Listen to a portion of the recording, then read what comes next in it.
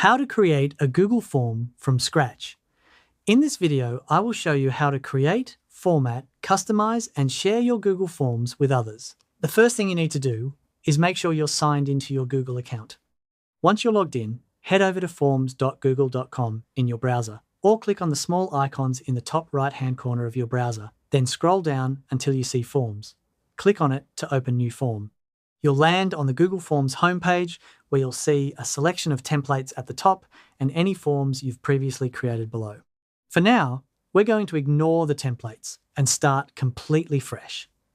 Click the large plus sign button labeled Blank Form, and a brand new, empty form will open up ready for you to build. At the very top of your new form, you'll see a field that says Untitled Form. Click on that and type in the name of your form. For our example, we're going to create a customer feedback form for a small cafe called The Morning Roast. So go ahead and type The Morning Roast Customer Feedback Form as your title. Directly beneath the title, there's a smaller field labeled Form Description. This is where you can give respondents a bit of context about what the form is for. Type something like, "Thank you for visiting The Morning Roast. We'd love to hear about your experience." This will only take 2 minutes. A clear description helps people feel comfortable and more likely to complete the form. Now it's time to start building your questions. You'll notice there's already one blank question waiting for you on the form. Click on the field that says Question and type your first question.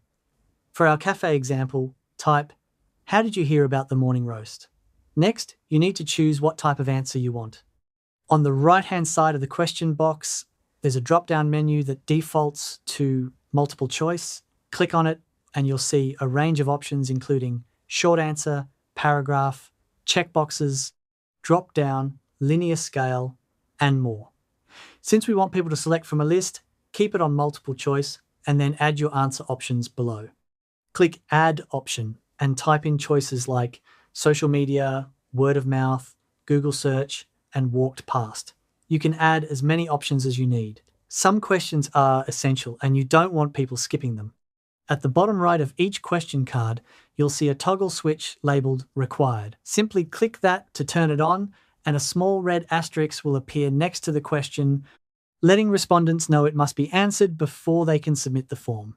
For our example, go ahead and toggle Required on for the first question. To add another question, look at the floating toolbar on the right side of the screen and click the circle with a plus sign icon. This adds a new question below.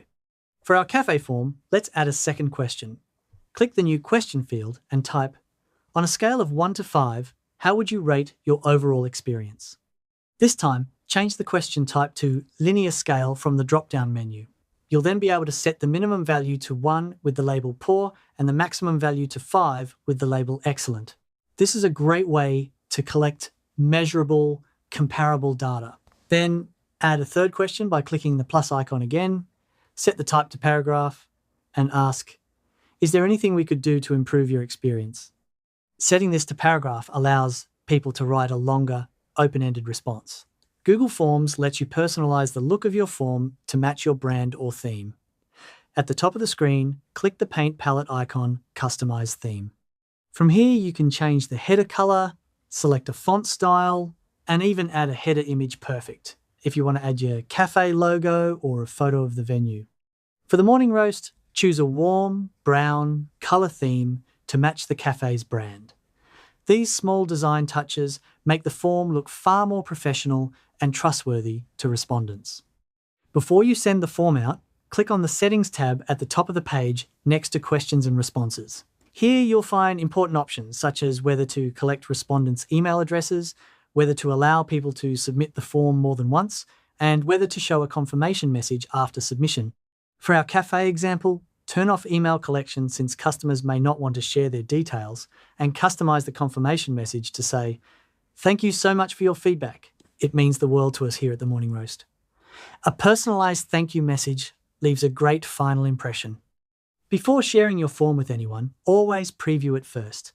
Click the eye icon at the top right of the screen to open a live preview of your form exactly as respondents will see it.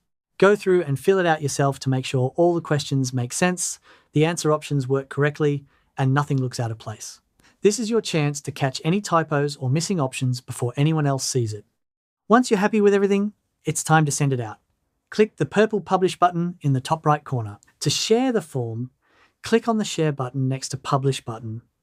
You can send it directly via email, copy a shareable link, embed it on a website, or even generate a QR code through a third-party tool. For our cafe, the best option would be to copy the link and shorten it by ticking the Shorten URL checkbox, then print it on receipts or display it as a QR code on the table. This makes it incredibly easy for customers to access the form on their phones. As responses start coming in, click on the Responses tab at the top of your form editor. Google Forms will display a visual summary of all the answers, including pie charts for multiple choice questions and bar graphs for linear scale questions, making it easy to analyze your data at a glance. You can also click the green Google Sheets icon to export all responses directly into a spreadsheet, which is incredibly useful if you want to do deeper analysis or keep a permanent record of the data.